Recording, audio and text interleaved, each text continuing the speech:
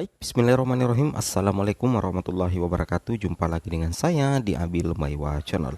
Jadi teman-teman, channel ini merupakan channel pendidikan tempat kita berbagi tentang aplikasi pendidikan, Microsoft Office, serta tips dan triks komputer.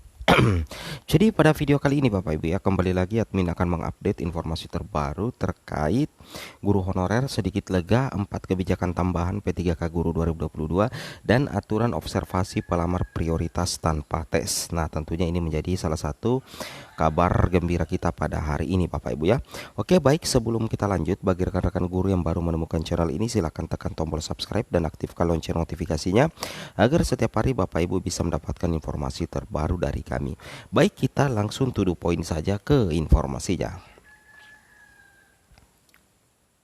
Jadi di sini Bapak Ibu perhatikan ya, bahwa di tahun 2022 ada beberapa perubahan mekanisme P3K, yang mana di sini Pemda akan membuka formasi berdasarkan kompetensi ya. Jadi tentunya itu baik yang lolos passing grade maupun yang sudah yang akan melakukan observasi.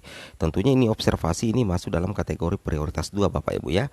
Kemudian nantinya formasi melekat ya. Jadi formasi itu melekat pada guru di sekolahnya ya, jadi tidak ada lagi geser-menggeser. Kemudian nantinya diikuti oleh guru yang saat ini aktif di Dapodik ya. Jadi nantinya P3K guru seleksinya itu diikuti oleh guru yang aktif di Dapodik. Kemudian tidak terjadi mutasi, rotasi dan pergeseran. Nah, ini kabar gembiranya ya, tidak akan ada lagi rotasi Bapak Ibu, tidak ada mutasi, tidak ada pergeseran. Kemudian kompetensi mempertimbangkan dimensi kompetensi profesional, pedagogis, sosial dan kepribadian. Nanti akan kita bahas, akan ada yang membahas di belakang video nanti Bapak Ibu ya. Kemudian menggunakan mekanisme penempatan dan uji kesesuaian observasi. Nah, Bapak Ibu pahami bahwasanya sebenarnya dari hasil audiens ada regulasi tambahan sih sebenarnya Bapak Ibu ya. Meskipun belum sah, tetapi biasanya dari hasil audiens itu akan betul-betul mirip dengan kebijakan resmi biasanya. Di sini kewenangan manajemen ASN di BKN itu hanya terbatas untuk mengkoordinasikan sistem seleksi. Jadi ini dari pihak BKN ya, itu terbatas untuk mengkoordinasikan bagaimana sebenarnya sistem seleksi. Jadi kalau kita perhatikan ini sebenarnya Pemda ya, Pemda dalam hal ini PPK dan Kemendikbud memegang peranan yang sangat besar di seleksi P3K guru. Kemudian kebijakan yang kedua seperti ini Bapak Ibu ya. Bagi guru yang sudah lolos passing grade ya, yang diberhentikan oleh pihak sekolah, itu cukup ya melampirkan surat pernyataan. Jadi ini membuat guru honorer lega bagi yang sudah diberhentikan oleh pihak sekolah.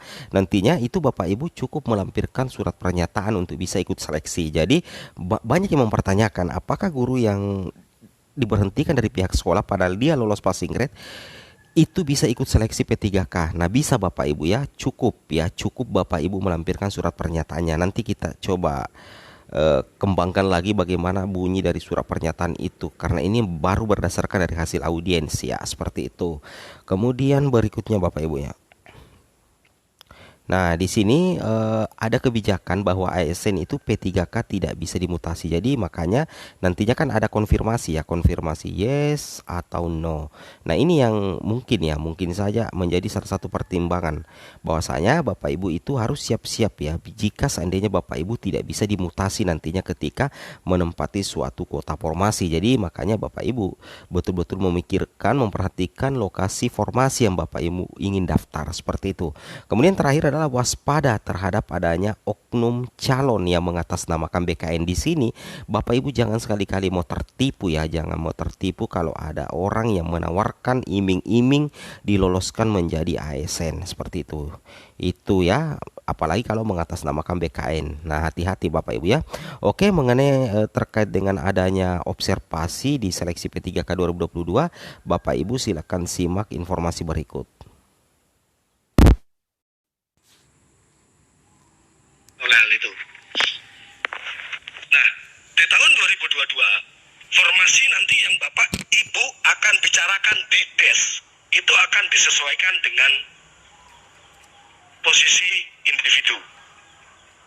Jadi, formasinya yang akan digeser disesuaikan ke posisi di mana individu itu berada.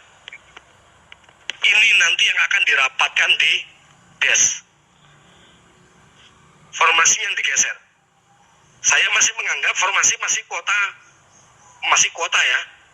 informasi kuota Bapak Ibu kemarin 2021 berapa, 2022 berapa, Bapak Ibu punya berapa, anggap misalnya Bapak Ibu punya 10 itu tadinya ada di SD 1, 3, 5, 7 begitu, tapi ternyata yang passing grade ada di SDN 2, 4, 6, 8, berarti informasi itu akan diubah ke individu tempat di mana dia bekerja. Ini clear ya. Jadi di DES nanti tinggal bicara mengenai formasi, distribusi informasi, distribusinya.